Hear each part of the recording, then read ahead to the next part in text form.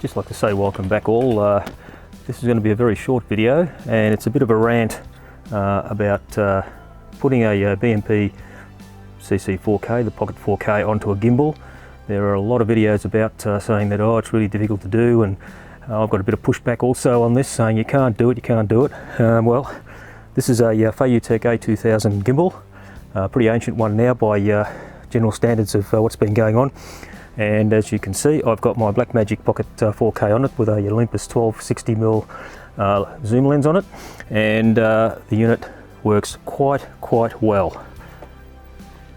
It's not exactly perfect. I'm not really that familiar with the gimbals, and I haven't actually set it so that the levels are right for the camera weight itself. I've had a much smaller camera on it, as I've noted before, so it's not actually ideal, but you can see that with the panning, tilt, everything works quite well on the camera. There's nothing really that is a major issue.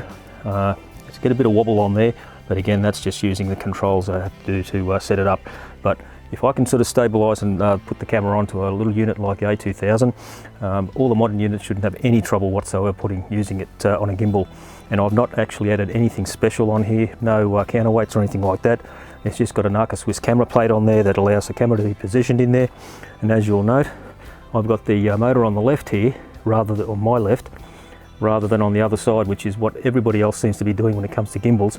They're whacking the motor on that side and leaving the long end of the camera sticking out a lot more. With this thing, it wasn't much to balance at all. It's quite easy, so I suggest that people who are looking at even the modern gimbals now, you shouldn't have any trouble whatsoever balancing the Pocket 4K with most lenses on it. I tried it with the 1435, but that was just so heavy for this unit that it really wasn't worth trying to persevere with it. But 1260 is not exactly a lightweight, but it actually does work quite well, so I'm sort of more than happy with the way it works. But as I've said before, I don't intend to use this on the gimbal. I'll use other cameras on it because I think they're a little bit more suited for it, but it works. So if you hear people saying it's too difficult and it won't work, call them out, because it does work.